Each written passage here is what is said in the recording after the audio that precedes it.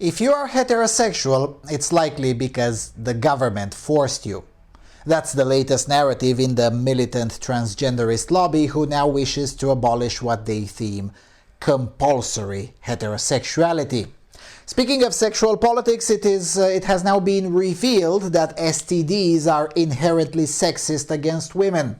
And of course, biology needs to be questioned as a result, because suggesting less whoredom as an efficient way to combat STDs is bigotry, of course.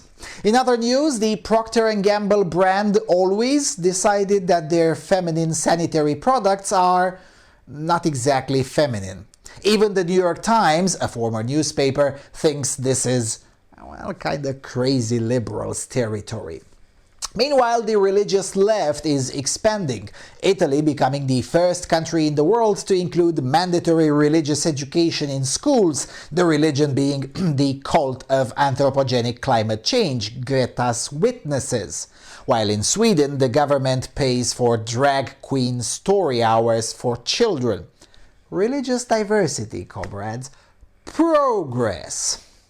In other news, freedom of expression is a threat against British democracy, claims pro-democracy think tank. And in the Netherlands, the furthest fringes of the far left are upset that the country is still too slow in adopting the anti-white narrative that is prevalent in the American left. These are our stories on Periodic Insanity.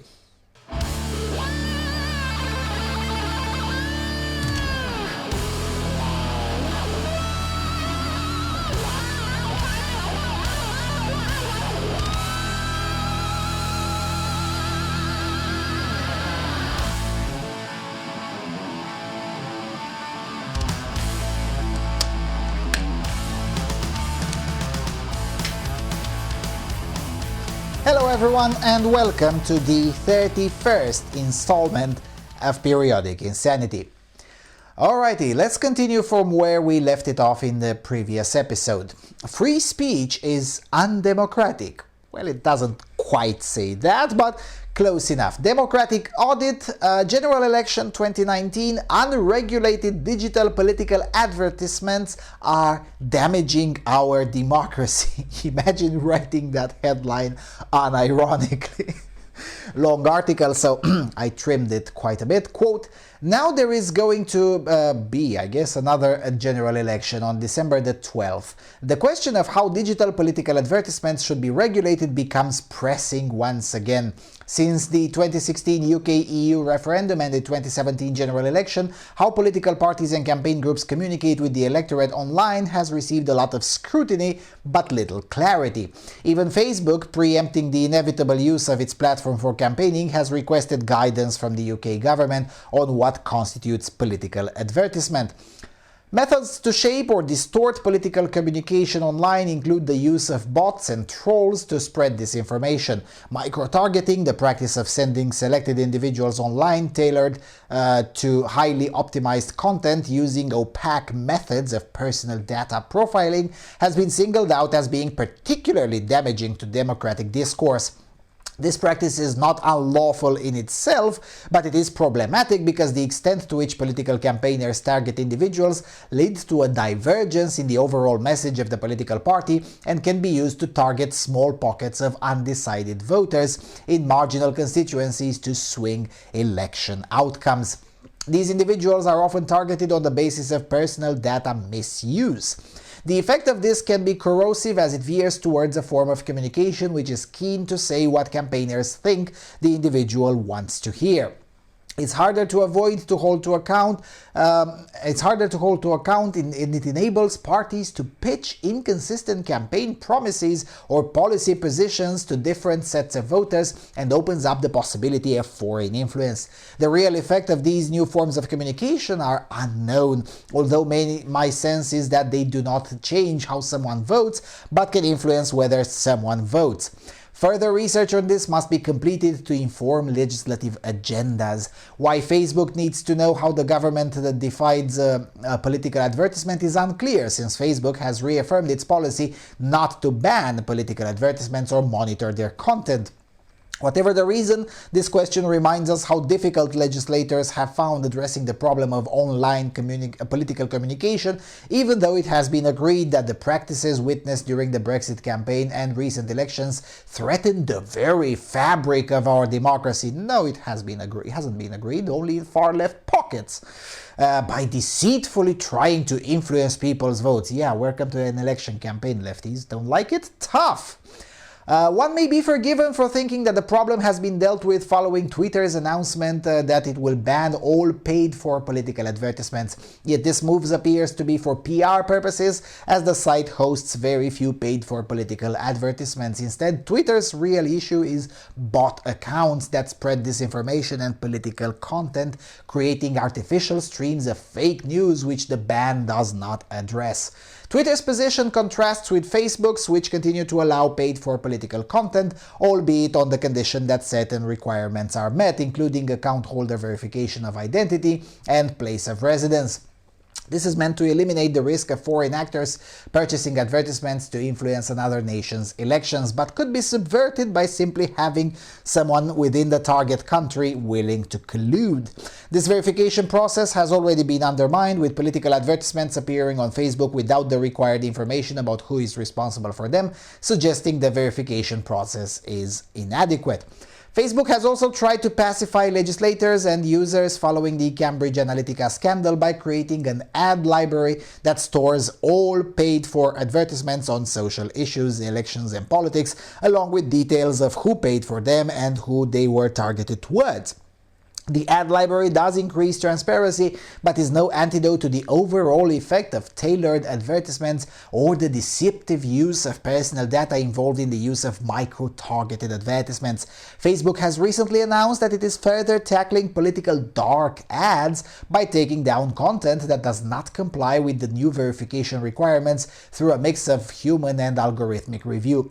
Its vice president also suggested that a special UK operations center may be set up to manage pre-election content, which means it will ensure all advertisements comply with the verification rules. However, the content of adverts will still go unmonitored, which is the right decision. Why would we want Facebook, rather than an independent authority, to be the guardian of the publication of political communication, even when it contains misleading or false information? Facebook's own employees have warned about its position on political advertisements, suggesting in a letter to CEO Mark Zuckerberg numerous solutions to counter the degenerate effect of inflammatory, divisive and false material spread on Facebook.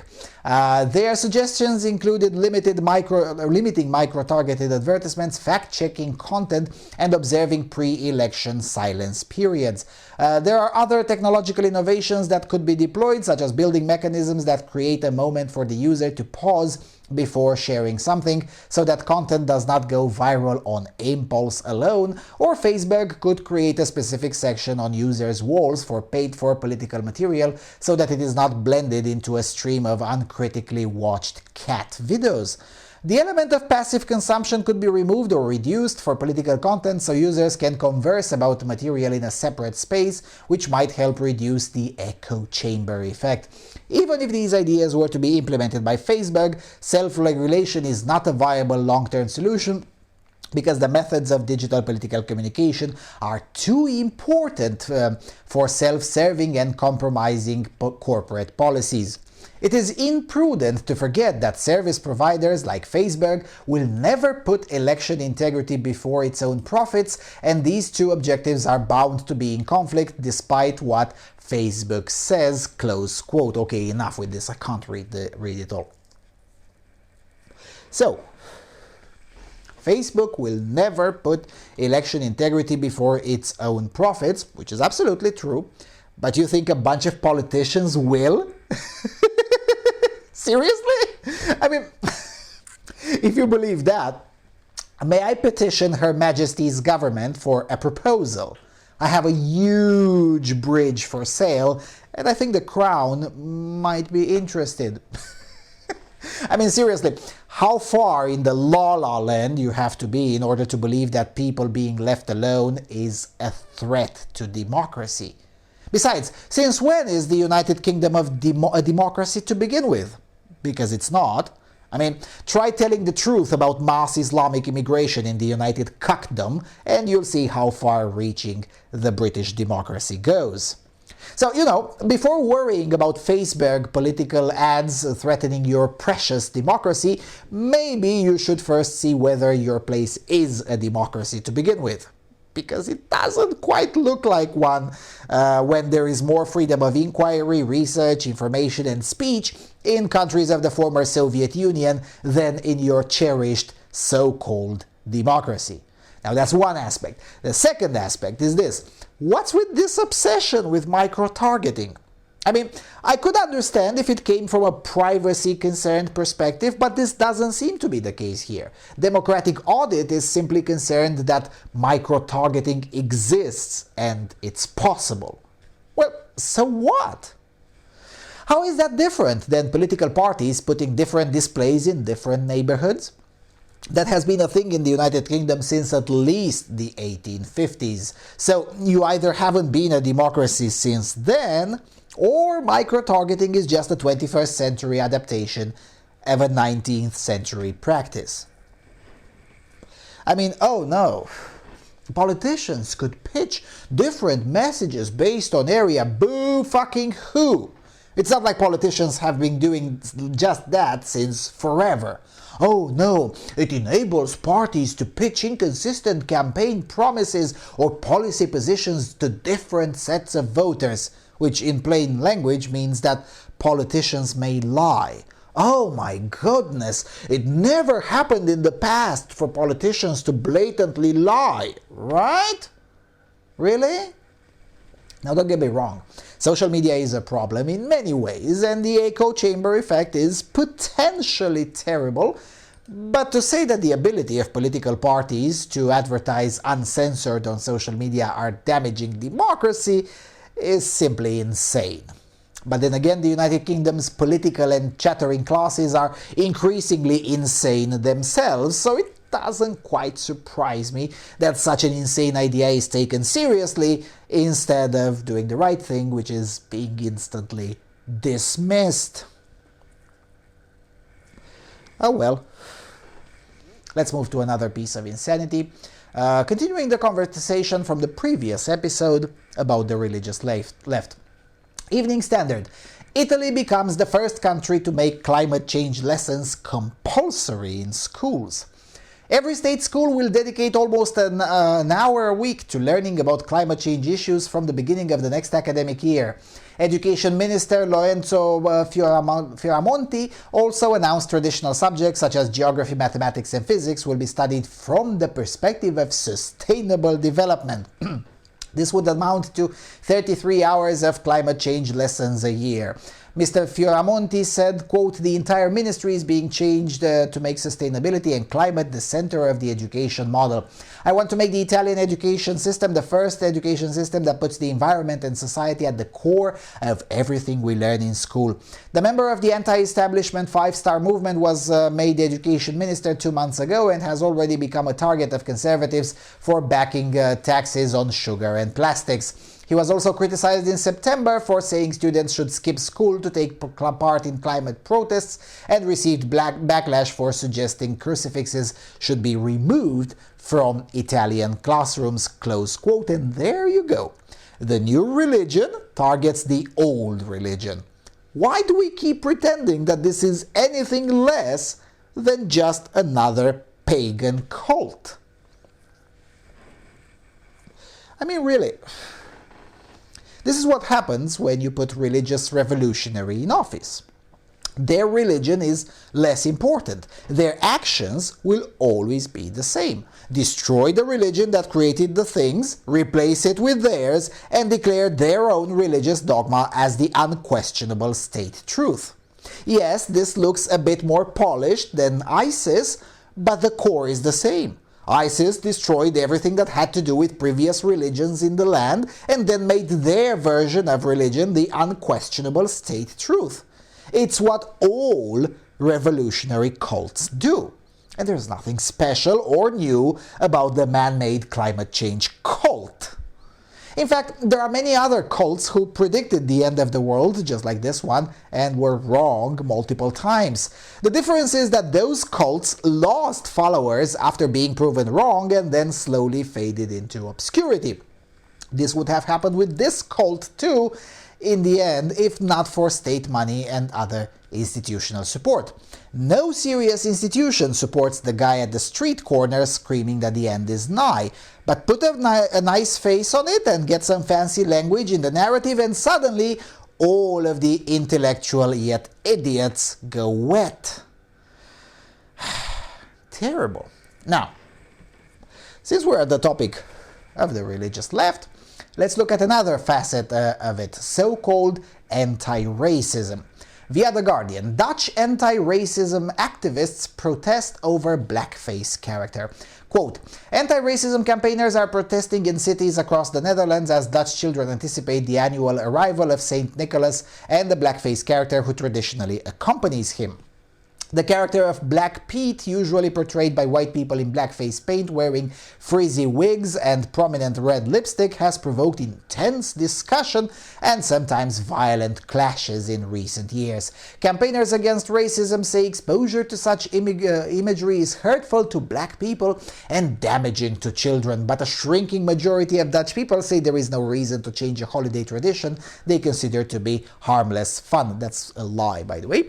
The UN has repeatedly called on the Dutch government to rid pre-Christmas festivities of any racist elements, but it has so far declined to take a stance. Last week, police arrested 4 people in The Hague after they stormed the building where anti-Black Pete activists were gathered, smashing windows and throwing fireworks in an apartment in an apparent attempt to intimidate them. The Kick Out Black Pete movement cancelled several events throughout the country after the incident, but were still due to stage protests in 6 cities, including Den Haag and Groningen on Saturday. Authorities in Apeldoorn, which hosts the nationally televised arrival of St. Nicholas, said all main roads into the city center had been blocked to traffic, while visitors had to pass through special entrance gates to reach the celebration.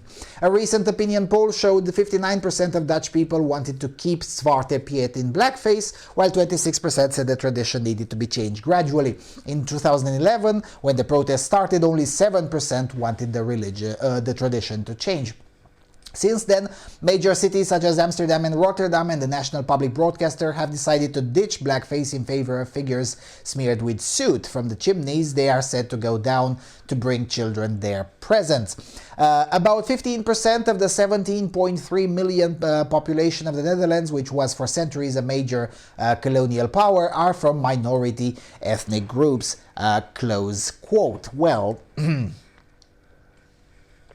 the Dutch should simply declare that the Canadian people voted to put in government someone who did blackface multiple times, and as such, Black Pete is absolutely okay, and anyone who disagrees should be arrested. Well, I'm actually only half joking, because these loons should be given a taste of their own medicine. They purport to use in the Netherlands a narrative that culturally makes sense only in tiny portions of the USA. So if that's the standard, then surely the narrative from Canada can be forcibly imposed on them too, right? Right? I mean, why not? If we're going global and we get to pick and choose, then why not pick and choose something with more legitimacy? Surely there is more democratic legitimacy in blackface Trudeau being re-elected than in the hurt feelings of a few Americans upset about something from 100 years ago. See how this works? The point being that this insanity should be dealt with in harsher terms. Who the hell are these activists to impose an American narrative in the Netherlands?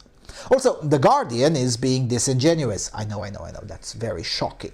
I mean, but they are disingenuous when they bring up the colonial past of the Netherlands, which is a red herring. The Zwarte Piet as a tradition has nothing to do with colonialism. The character is a Moor from Spain.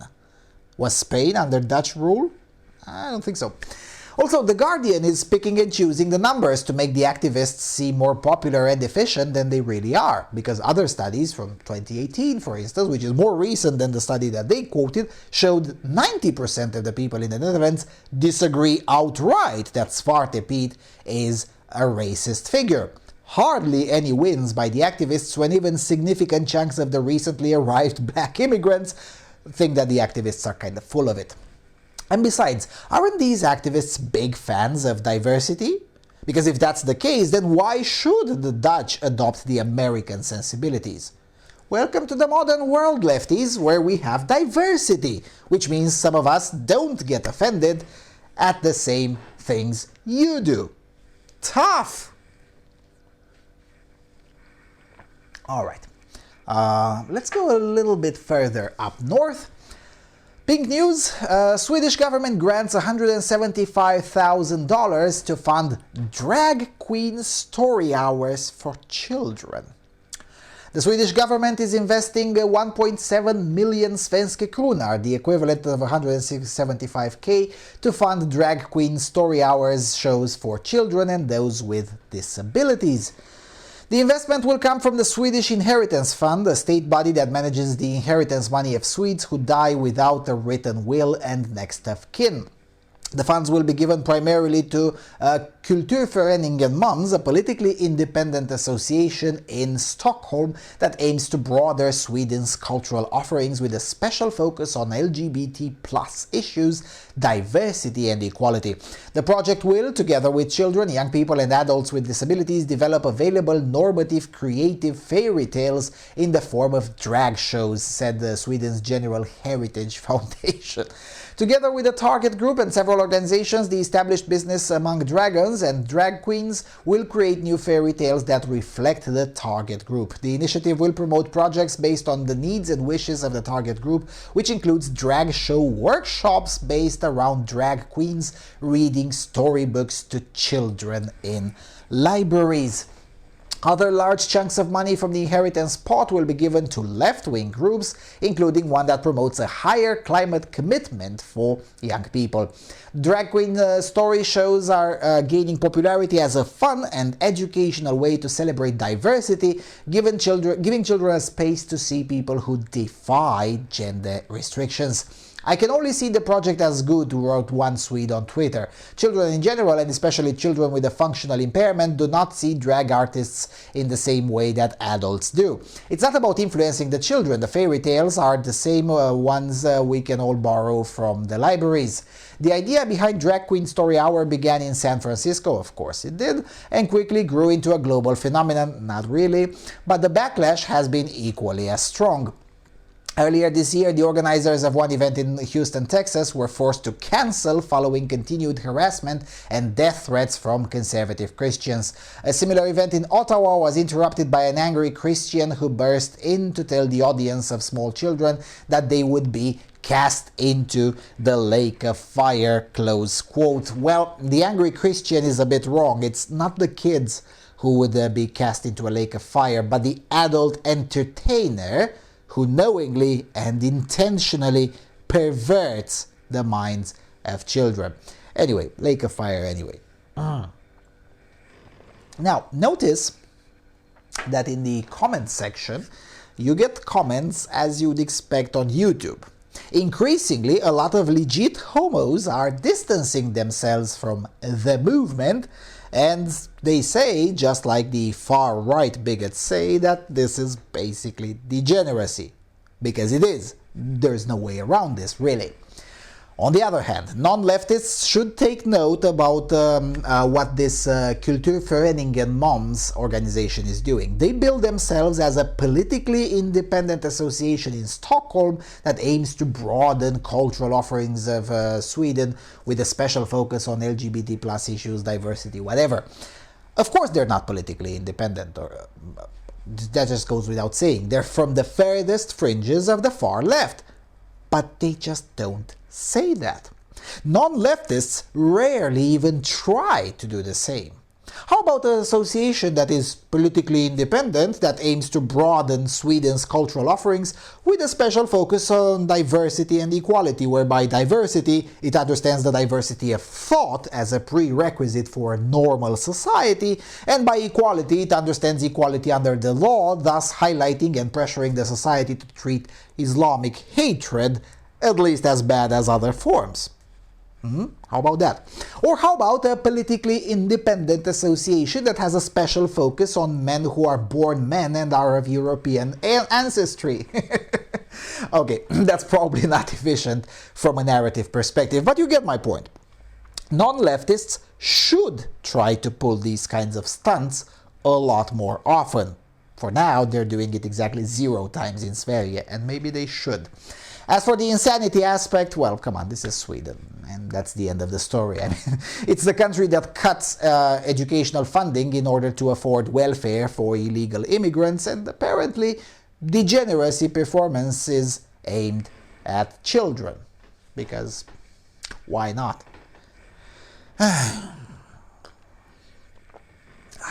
And while we're at genderist insanity, why not throw in some corporate insanity into the mix too? Via the New York Times, a former newspaper, always removes female symbol from sanitary pads. In a nod to transgender and non-binary customers, Procter-and-Gamble said this week that it was removing the Venus symbol, which has historically been associated with womanhood and the female sex, from the wrappers of Always brand sanitary pads. For over 35 years, Always has championed girls and women and will continue to do so, the company said in a statement. We're also committed to diversity and inclusion and are on a continual journey to understand the needs of all of our customers. The move followed efforts by some customers who menstruate but do not identify as female to push Always to abandon the symbol. It was applauded by some on social media for its sensitivity to the mental health of a wider range of customers. Steph de Normand, a patient advocate for transgender health at Fenway Health, who uses the pronoun they, told NBC that seeing female-coded imagery while purchasing menstrual products could create a sense of distress for some customers. Trans and non-binary folks are constantly misgendered, and a gesture like this can broaden out the experiences and open up spaces for those who need the products, they said. The redesign was also sharply criticized on social media by some for kowtowing to a tiny population and giving in to the demands of crazy liberals. The skepticism was also reflected in the cynical headlines about the announcement. The redesign was just the latest in a series of actions by companies to be more inclusive of customers who are transgender, genderqueer, or non-binary. In June, the ride-sharing company Lyft began allowing customers to share their pronouns. MasterCard also announced that it would permit customers to use their chosen name instead of their legal name on their cards. Cue in card fraud. Research has suggested that many younger customers are responsive to these shifts. Well, we'll see about that. At the South by Southwest Festival in Austin in 2018, Andy Bosley, senior manager of global marketing campaigns at IBM, pointed to a study that showed that half of millennials feel that gender is a spectrum, and more than half of the Gen Z know someone who uses gender-neutral pronouns. I somehow doubt about that. We are at this moment in marketing and advertising where the market is shifting, Mr. Bosley said, according to the publication Marketing Dive. The onus of this effort is going to fall on the brands and advertisers to push our media partners in the direction we want them to go. But the increasing discussion of gender identity in mainstream areas of life, as well as growing awareness of personal pronouns, have become flashpoint for Americans who feel that the country has gone too far in its attempts to deconstruct traditions out of cultural sensitivity, close quote. Now, this will be fun to watch. Now, I won't go into explaining why this is insane, because I think it's self-evident. I mean, 100% of those who menstruate are women. End of story. Anything else is insanity and should be treated as such, not kowtowed to. Much more interesting is the statement by the chap from Marketing Drive, where he says the onus of this effort is going to fall on the brands and advertisers to push our media partners in the direction that we want them to go. Well, that's interesting. because there was another Procter-and-Gamble branch that tried to do the same, that branch being Gillette. Let's just say it did not quite go down as expected. Now, what non-leftists should do is to spread the same narrative among women too. Always is not the only option on the market, and surely there are options out there that don't erase women from the branding in order to kowtow, as the New York Times correctly points out, crazy liberals and roughly 0.02% of the population. If we can get women to boycott Always, at least as harsh as men have Gillette, that chap from Marketing Drive might end up eating his words a lot faster than he expected. And we don't even need to work on writing the narratives. They have already been written by, well, admittedly, crazy lesbians, but who cares? I mean, for a political operative, a narrative is either efficient or inefficient. Who wrote it is of less or marginal importance. So use those in a shilling against Always. The point is that if these brands don't pay a penalty for this, then this will not stop. Also, it is in the interest of capitalism itself for the shekels to be spread around to the competition too. So why not vote with your wallet in favor of the free market and against far leftist nonsense? That's what many men did with Gillette when Gillette tried to go woke. And speaking of going woke, here's something really woke. CNN, STDs are sexist and women are the losers. Here's why. The article is really, really long and goes to great lengths to avoid naming the problem, which is whoredom. Quote, America is in the middle of an epidemic of sexually transmitted infections, and when it comes to heterosexual transmissions, it's hitting women the hardest. Why is that? Simply put, because STDs are biologically and psychosocially sexist at all levels, said Dr. Hunter Hansfield, a professor emeritus of medicine at the University of Washington Center for AIDS and STD, who has studied sexually transmitted diseases for 40 years. I mean, this guy is the epitome of what my great-grandmother used to say. People who study too much, they end up being dumb. I mean, this is dumb as fuck. Women bear the largest burden of these diseases, agreed Dr. Edward Hook, co-director of the Center for Social Medicine and Sexually Transmitted Diseases at the University of Alabama at Birmingham. Chlamydia and gonorrhea, for example, are two of the leading preventable causes of infertility and ectopic pregnancies in the United States and on Earth. One reason STDs are sexist: in heterosexual pairings, they are more readily transmitted from the man to the woman than from the woman to the man. So at any one exposure, a susceptible woman is more likely to catch it than a susceptible man, Hansfield said.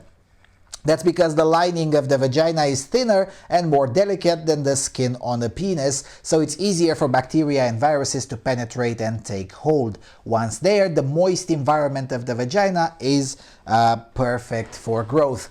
Once the infection is acquired, it could be more severe and more damaging to a woman's health. Take herpes, for example. Because of the nature of the female genitalia, if you get new herpes, there's likely multiple painful blisters, Hansfield said. For men, typically a few blisters. Another example is human papillomavirus, or HPV.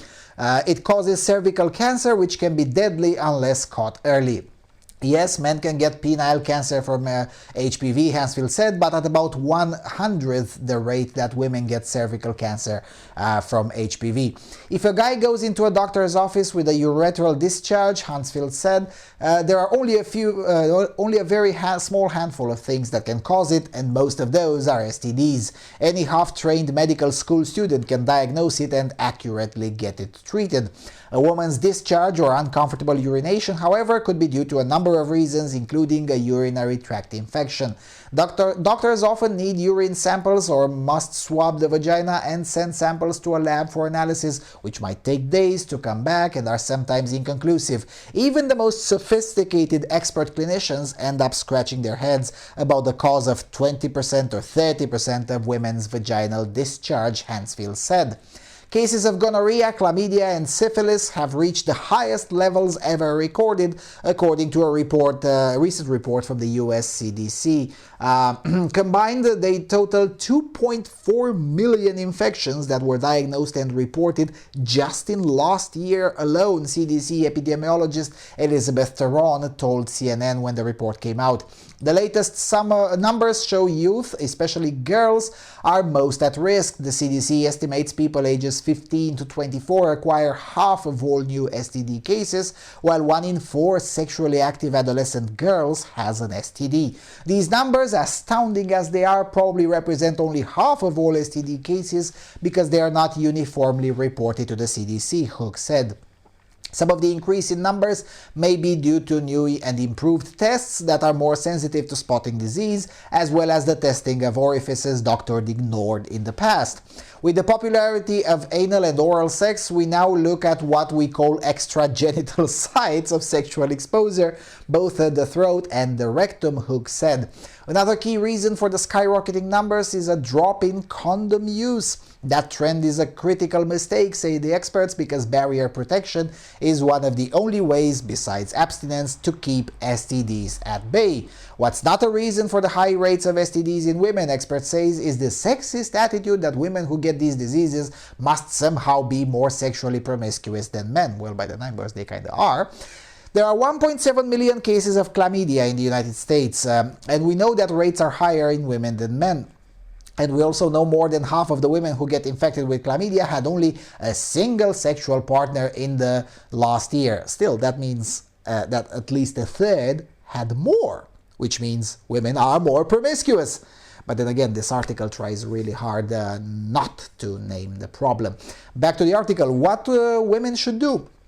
Take away the guilt. I think that most people believe that the only people who get STDs are people who are somehow taking risks and doing wrong things, and that's clearly not the case, Hook said. Know your body, learn your genitals, Hansville said. Learn what's normal for you and be aware of any new oddities and don't be afraid to check them out. Get tested often. Everyone owes it to themselves to make sure they're sexually healthy, and they shouldn't hesitate to be tested for these infections. Look at it this way. If your tests are positive, the good news is that you found the infection and it can be treated before it causes you problems and gets transmitted to others. Close quote. Wow. That's a long way of saying that someone and something else is at fault instead of the women themselves. That's a very long-worded way of trying to avoid it. Look, I don't care how archaic this sounds, but blaming the results of women's crappy choices on sexism helps nobody, and as a stance, it is inherently insane. Yes, biology is sexist, which means some diseases are harder to diagnose in one sex than in the other. Well, tough luck. Take it up to the evolution, or God, or Mother Nature, whatever your belief may be. But the fact remains that this is on you, the adult, to accept reality as it is and work from there. This Dr. Cook fellow helps nobody when he says that it is clearly not the case that the only people who get sexually transmitted infections are people who are somehow taking risks and doing wrong things. No, I'm sorry, but it absolutely is the case. Almost always. I mean, you don't get genital herpes, chlamydia, HPV, syphilis, and gonorrhea by magic, but by taking risks and doing wrong things. That's just scientific reality, no matter how much it offends your sensibilities, or the feminist sensibilities, or whatever. Yes, there are STDs that have other ways of being transmitted, chief among them being HIV and hepatitis B, for which there is a vaccine, by the way.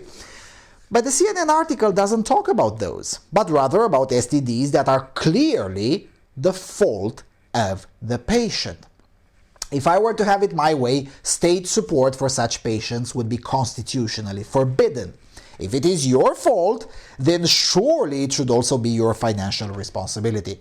Why should the taxpayers pay for treating the consequences of you whoring around?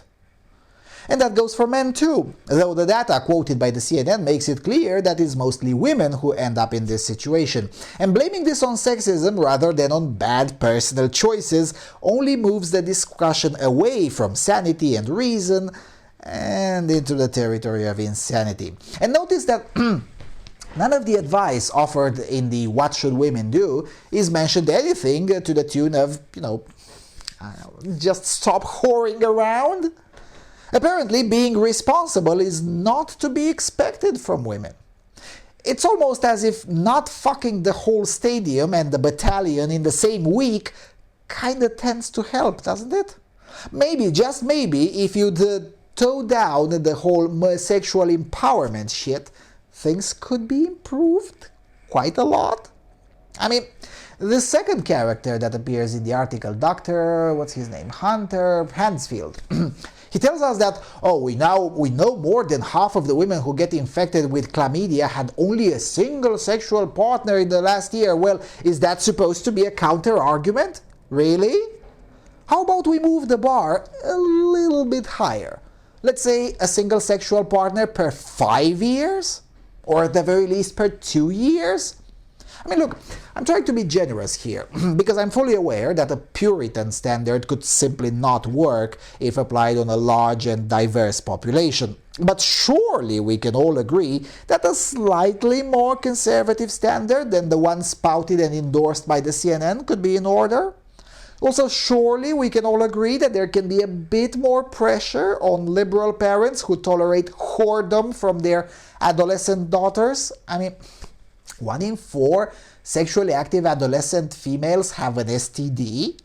That's third world levels, I'm sorry. Something in the expectations placed upon these individuals has to change.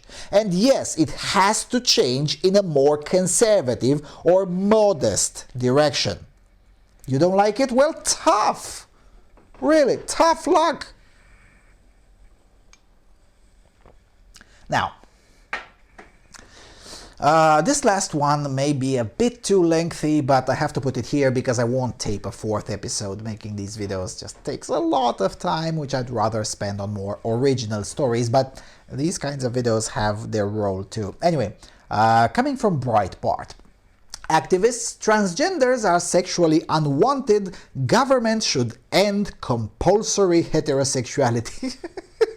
This is a lovely article because it is very, very well documented, and you should farm the links from it and use it in your discussions. Yes, farm the links from it instead of using the Breitbart link. That's how you get the normies to read unsettling things. It's a huge article written in the format of serious publications, which, by the way, Breitbart had started to become. They even have official certification similar to New York Times and all. But more on that in the next video. So, for time constraint reason, I will only select the insanity part, leaving the rest of it for you to read if you want to. And you should, because it's very well written. Quote, "The government should intervene to boost the sexual attractiveness of transgender people because they are sexually rejected by roughly 97% of heterosexuals and by most gays and lesbians, according to a survey by pro-transgender advocates." Why should the resultants to date trans individuals be treated differently than the coercive and regulating effects of compulsory heterosexuality, says the 2019 study titled Transgender Exclusion from the World of Dating. The article continued, "Choices in romantic partnerships are frequently overlooked and chalked up to a mere matter of personal preference, but trans misogyny is symptomatic of the current gender order and demonstrates the continued role of power relations in shaping lived realities." The current article illustrates the great degree of progress still to be made in moving toward a society that is truly inclusive of diverse gender realities. In a just society, the authors declare, men who present themselves as transgender women should face no unusual obstacle to romance with men or women. While education often aims to increase tolerance and inclusion, simply increasing acceptance in public spaces such as schoolyards, workplaces, and washrooms is ultimately insufficient. It is equally important to consider the extent to which trans folks are included in broader social systems, such as dating and relationships, given that relationships are an important source of social support and well-being. The government intervention is needed because the authors admit their survey of 956 people shows that transgender people are sexually unattractive. The survey contained a disproportionately large share of young female Canadian graduates and American sexual minorities, but only 3.1% of the straight men and women said they would date transgender people. Transgender men who try to live as women face sexual rejection from 71% of lesbians and 97.3% of men, the survey said. The survey did say if the men had undergone cosmetic surgery. The survey included a hugely disproportionate share of 106 people who are sexual minorities, including lesbians and gays, plus queer, bisexual, and two-spirit people. But only 45% of these sexual minorities said they would date a transgender person, the report said. The sexual minorities were far more welcoming of women who want to live as men, so only 1 in 6 of the 45% minority of a minority said they would date a man who insists he is a woman. A new survey of transgender rejection matches prior results from a 2017 survey, which also showed that many Americans decently sympathize with transgender people and want to help them. Just 4% of normal heterosexual Americans said they would be very open to dating a transgender person, and only a third of them would be willing to tell their parents about the relationship, according to the survey by YouGov.com. The progressive authors do not urge the small number of transgender people to seek other options, for example, waiting to see if their feelings change, or perhaps accepting a gay or lesbian identity. Instead, the authors use the plight of transgender Americans to push for a government-engineered transformation of sex and human relations throughout the United States. Progressives believe this sexual revolution is possible because they believe sexual preferences are merely a social construct which can be demolished and rebuilt by government.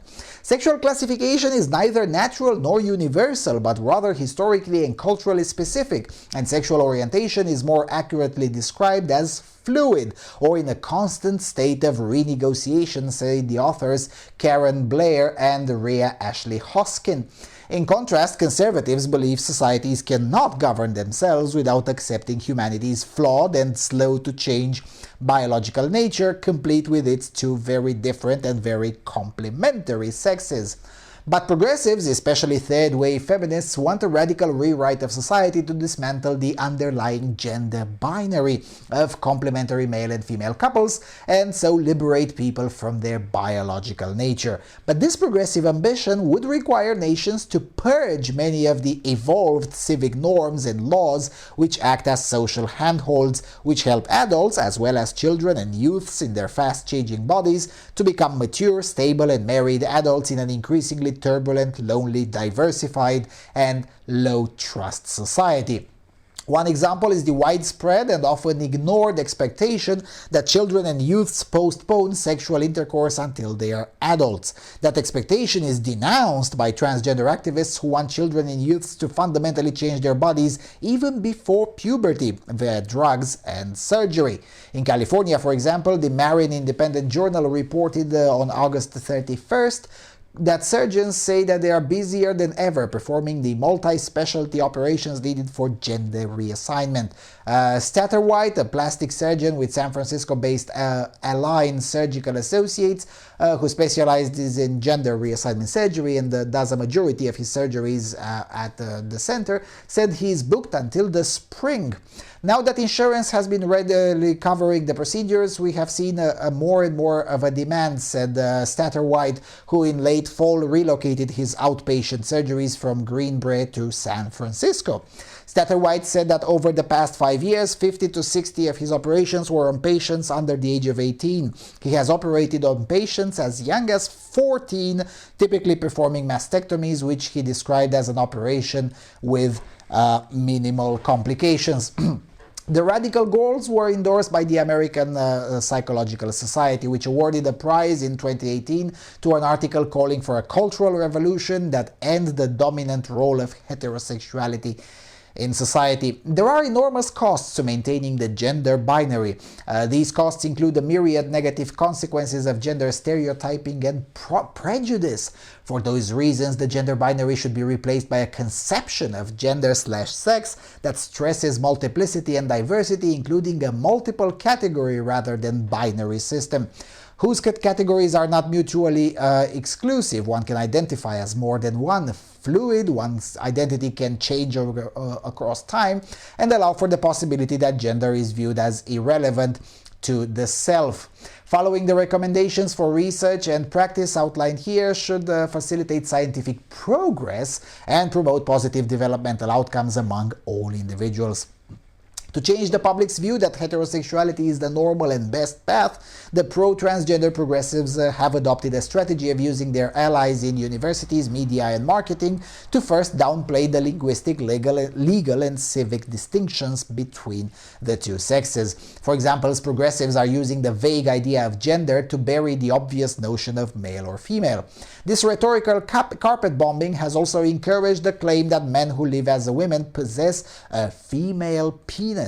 Also, progressives use outliers such as gay people, transgender people, or intersex people who have some biological attributes of the other sex, or the fact that women produce small levels of the male hormone, testosterone. They use all of these to deny the overwhelming popularity of the two-sex heterosexual normality.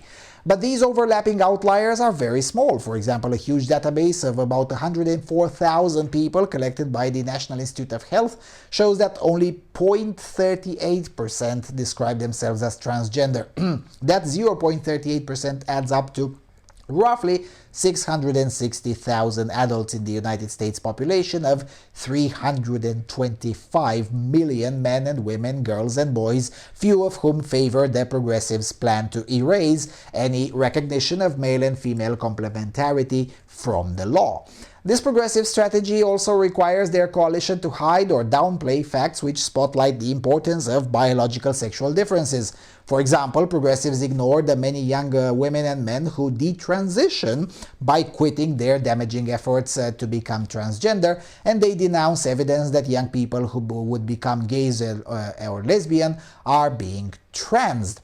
Progressives also downplay the biological roots of sexual attraction. For example, the two authors of the new study argue that heterosexuals, gays, and lesbians can be persuaded to have sex with transgender people, saying that romantic relationships are one of the most important sources of social support for individuals. Consequently, if heterosexual individuals are unwilling to consider trans people as dating partners, trans individuals may lack access to important forms of social support. Future research should more clearly investigate the reasons that individuals do not view trans folks as potential dating partners in order to more clearly delineate whether interventions at increasing factual information or reducing negative biases may be more likely to increase willingness to date trans individuals. Blair described her survey in Psychology Today, where she also downplayed the role of biology in sexual selection by saying that the published study did not ask participants for the reasons behind their responses, so future research is needed in order to understand more about what leads to inclusion or exclusion. For example, some may only want to date people with whom they can procreate with, although we don't usually request proof of fertility from prospective partners who are not transgender. Others may not fully understand what a trans identity means or entails within a dating relationship, and some may hold negative views towards the transgender community. The author's ambitious claim that government can rewrite Americans' character from male to female or from female to male spotlights past progressives' claim power to govern the supposedly blank state of human nature. For example, Russian communists claimed that they could create a new Soviet man by destroying normal society with terror, propaganda, and communist science. The authors also revealed their political ambitions by ignoring the most straightforward way to help the rejected transgender people. For example, the authors did not suggest that transgender people should learn about the stability of normal people's sexual preferences, nor did they suggest that transgender people seek therapy to help them accept Americans' aversion to sex with transgender people. Instead, Blair used her column in Psychology Today to suggest heterosexual desire is similar to racism. Just as sociologists have tracked the acceptance of interracial relationships as a metric of overall social acceptance of racial minorities, future fluctuations in the extent to which trans and non-binary individuals are included within the intimate world of dating may help to illuminate progress, or lack thereof, with respect to fully including trans and non-binary individuals within our society." Close quote. There's not much I can add, really. The article is very eloquent and you should read it in its entirety. It's a good recap on the whole lunacy of the trans lobby. And yes, there is such thing as a transgenderist lobby, and it is brutally insane. Sure, for now, leftists still get away with denying its existence, but not for long. The cracks are starting to get wide open into the narrative, with even established lefties starting to sound more like us on the issue. Again, that's why we on the non-left have to always keep on pushing, relentlessly, even if at first it may seem in vain. Give it a few years and the results will come up. I'll show you examples in the upcoming Good News video episode. But until then, thank you all for watching. Thank you for your continuous and generous support. Don't forget to subscribe. Please consider a donation. Should you derive any value from the work being done here, visit our website, particularly our library section, and I will see you all soon on the Freedom Alternative.